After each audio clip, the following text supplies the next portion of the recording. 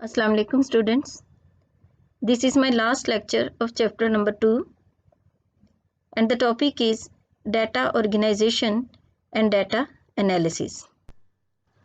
Dear students, I have discussed in detail different steps of biological method in my previous lectures, and data organization and data analysis are also the important steps in biological method which we are going to discuss today. लेकिन इन दोनों को data organization and data analysis को discuss करने से पहले हमारे लिए ये जानना ज़रूरी है कि डाटा क्या है. What is data? डाटा को हम इस तरह से डिफ़ाइन कर सकते हैं. The information such as names, dates और values made from observations and experimentations is called data. Means data एक ऐसी इंफॉर्मेशन है जो ऑब्जर्वेशंस करने के बाद और एक्सपेरिमेंटेशन करने के बाद हमारे पास नेम्स की शक्ल में, डेट्स की शक्ल में या फिर डिफरेंट वैल्यूज़ की शक्ल में हमारे पास हासिल होती है.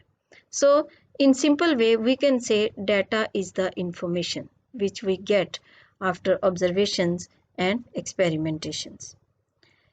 Now come towards the data organization. अब डाटा ऑर्गेनाइजेशन क्या है? Data organization means to organize the data. Means वो इंफॉर्मेशन जो ऑब्जर्वेशंस और एक्सपेरिमेंट्स करने के बाद हमारे पास हासिल होती है, नेक्स्ट साइंटिस्ट ने क्या करना है? उसको ऑर्गेनाइज करना है, उसको तरतीब देनी है. Look at this step. Scientist collect and organize data. Means scientist क्या करते हैं? जब ऑब्जर्वेशंस की जाती हैं बायोलॉजिकल मेथड को फॉलो करते हुए, जब बायोलॉजिकल प्रॉब्लम्स को सॉल्व किया जाता है तो ऑब्जर्वेशंस की जाती हैं, ऑब्जर्वेशन से डाटा हासिल होता है, एक्सपेरिमेंट्स करने के बाद भी डाटा हासिल होता है और इस सारे डाटा को, इस सारी इंफॉर्मेशन को साइंटिस्ट कलेक्ट करते हैं और फिर उन्हें ऑर्गेनाइज करते हैं. मीन्स उनको तरतीब देते हैं. अब तरतीब क्यों दिया जाता है, क्यों ऑर्गेनाइज किया जाता है? It ensures the quality of experiment. Means जब किसी भी इंफॉर्मेशन को, डाटा को जो साइंटिस्ट के पास कलेक्ट होता है, जब वो अगर वो ऑर्गेनाइज नहीं करेंगे तो हो सकता है बेटर रिजल्ट्स हासिल ना हो. लिहाजा better to get better results data जो है उसको ऑर्गेनाइज किया जाता है ताकि एक्सपेरिमेंट बेहतर तरीके से परफॉर्म हो सके. अब डाटा को ऑर्गेनाइज कैसे किया जाता है? इसको हम डिफरेंट फॉर्म्स में ऑर्गेनाइज करते हैं in the form of graphics, tables, flow charts, maps and diagrams. Means ये डिफरेंट तरीके हैं, डिफरेंट फॉर्म्स हैं जिससे हम डाटा को ऑर्गेनाइज कर सकते हैं. मीन्स हम उसको ग्राफ्स बनाकर, ग्राफ्स की शक्ल में भी हम उसको शो कर सकते हैं जितनी भी इंफॉर्मेशन हमें हासिल होती है, या टेबल्स बनाकर, टेबल्स में हमें पता है कि कॉलम्स बनाए जाते हैं या रोज़ बनाई जाती हैं और पूरे टेबल में इंफॉर्मेशन को शो किया जाता है. इसी तरह फ़्लो चार्ट्स की शक्ल में भी इंफॉर्मेशन या डाटा को शो किया जा सकता है. Flow chart is the simple way to show the data. इसी तरह मैप्स, हमें पता है ज्योग्राफी में मैप्स यूज़ होते हैं, डिफरेंट लोकेशंस को शो करने के लिए मैप्स बनाए जाते हैं. इसी तरह डायग्राम्स की फॉर्म में भी हम डाटा को शो कर सकते हैं और इस तरह डाटा जो है वो डिफरेंट फॉर्म्स में ऑर्गेनाइज किया जा सकता है ताकि बेटर रिजल्ट्स हासिल हो सकें. Data analysis. It is necessary to prove or disprove a hypothesis by experimentations. Data analysis is done through the application of statistical methods. Actually, data analysis क्या है? इसमें डाटा को एनालाइज करना होता है. मीन्स उसका तज्जिया करना होता है और इसका तज्जिया करने के लिए स्टैटिस्टिकल मेथड्स को अप्लाई किया जाता है. स्टैटिस्टिकल मेथड्स में यहाँ पे two methods हैं. One is the ratio and second one is the proportion. First of all, we will see what is ratio. A relation between two numbers or values expressed in terms of quotient is called ratio of one number to the other. Means इसमें two numbers का relationship आपस में देखा जाता है और उसको quotient की फॉर्म में शो किया जाता है, जैसे कि यहाँ पे लिखा हुआ है a/b. यानी इस तरह से भी शो किया जा सकता है और it is expressed by the sign of division. या टू वैल्यूज़ को या टू नंबर्स को डिवीजन का साइन अप्लाई करके भी एक्सप्रेस किया जा सकता है, या फिर कोलन का साइन यूज़ करके भी इसको एक्सप्रेस किया जा सकता है। फॉर एग्ज़ाम्पल, अगर हमारे पास टू वैल्यूज़ हैं ए एंड बी, अब इसको हम रेशो के फॉर्म में कैसे शो करेंगे? तो look at this, A ratio B, यानी इस तरह से हम इसको रेशो की फॉर्म में शो करेंगे। There is another example, if we have 50 malarial patients and 150 normal persons, तो इसको हम रेशो में कैसे शो करेंगे? अगर हम इसको रेशो में शो करना चाहते हैं तो हम इसकी रेशो इस तरह से लिखेंगे 50:150, यानी इस तरह हम इसको रेशो में शो करेंगे। लेकिन ये चूंकि ग्रेटर वैल्यू है 50 एंड 150, ये ग्रेटर वैल्यूज़ हैं, तो इसको हम सिंप्लीफाई भी कर सकते हैं। जब भी एक रेशो में वैल्यूज़ ज़्यादा लार्जर होती हैं, ग्रेटर फॉर्म में होती हैं, तो उसको हम सिंप्लीफाई कर सकते हैं। जैसे 50 है और 150 है, तो ये 50 के टेबल पे डिवाइड हो सकते हैं और ये हमारे पास 1:3 की फॉर्म में आ सकते हैं। Now come to the proportion, which is another statistical method. Proportion means to join two equal ratios by the sign of equality. Means two ratios को हम equality के sign के साथ show करें तो वो proportion बन जाती है, या फिर हम double colon sign भी इसमें apply कर सकते हैं। For example, look at this, यहाँ पे two ratios show की हैं, A:B एंड C:D। अब इन टू रेशोज़ को इक्वेलिटी के साइन के साथ ज्वाइन किया गया है और ये एक प्रोपोर्शन बन गई। अब इसको हम इक्वेलिटी की बजाय, इक्वेलिटी का साइन पुट करने की बजाय हम यहाँ पे डबल कोलन का साइन भी लगा के दोनों रेशोज़ को ज्वाइन कर सकते हैं। इस तरह भी प्रोपोर्शन को शो किया जाता है। अब हमें पता है कि एक प्रोपोर्शन के अंदर 4 वैल्यूज़ होती हैं, as you can see hair.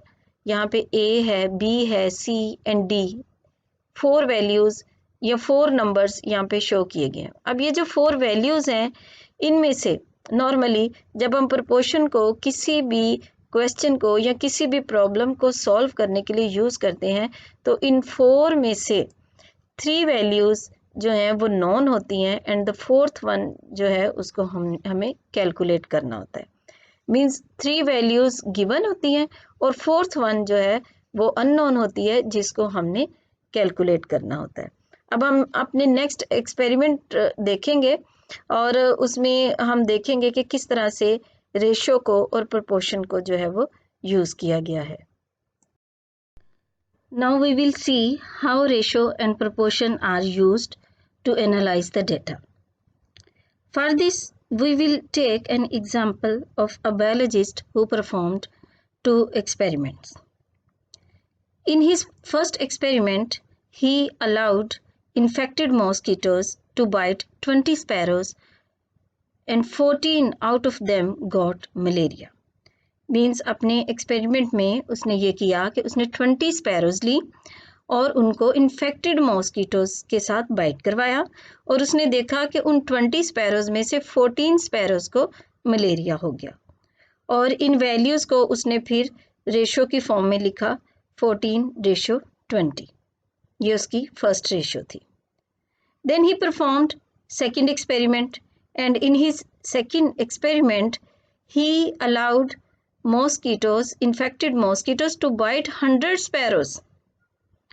इस दफ़ा उसने 100 sparrows ली and then he wanted to calculate that how many sparrows will get malaria. अपने फर्स्ट एक्सपेरिमेंट में उसने 20 स्पैरोज ली और उसने देखा कि उसमें से 14 को मलेरिया हो गया और अब उसने क्या किया, उसने 20 स्पैरोज की बजाय 100 स्पैरोज ले ली और अब वो देखना चाहता था कि अब कितनी स्पैरोज को मलेरिया होता है और इसके लिए उसने जो रेशो बनाई वो थी X:100। अब इन दोनों रेशोज़ को उसने प्रोपोर्शन की फॉर्म में लिखा और वो थी लाइक दिस। उसने ये देखा कि ये 2 जो रेशोज़ हैं उसने उनसे प्रोपोर्शन बनाई और वो थी 14 ratio 20 proportional to x ratio 100, ये उसने प्रोपोर्शन फॉर्म की।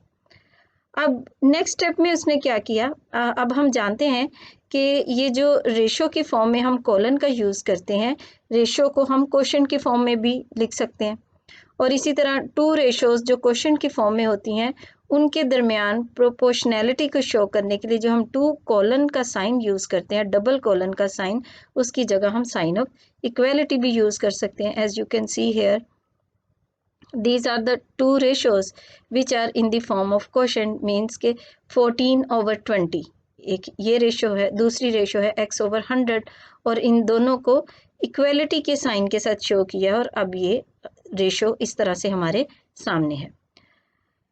नाउ वी कैन सी कि ये जो x वैल्यू है ये अननोन वैल्यू है, और जब हम अननोन वैल्यू को फाइंड आउट करते हैं तो उसको हम लेफ़्ट साइड पे ले जाते हैं ताकि उसकी हम वैल्यू फाइंड आउट कर सकें, जो कि इक्वालिटी की राइट साइड पे जिसका आंसर आता है।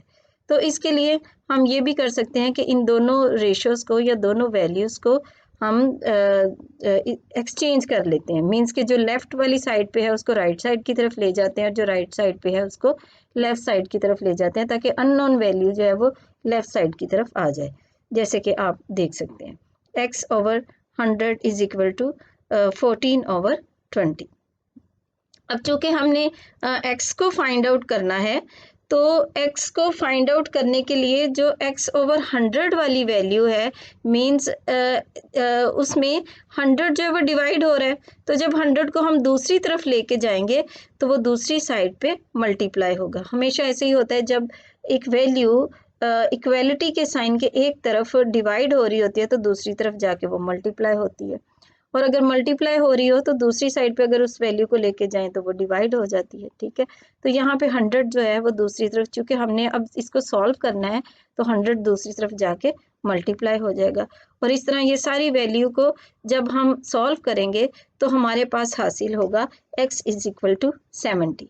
मीन्स कि अपने सेकेंड एक्सपेरिमेंट में बायोलॉजिस्ट ने जो 100 स्पैरोज को इन्फेक्टेड मॉस्किटो से बाइट करवाया था, वो उसमें ये रिज़ल्ट सामने आया कि 70 जो स्पैरोज थी उनको मलेरिया हो गया, मीन्स 70 स्पैरोज गॉट मलेरिया।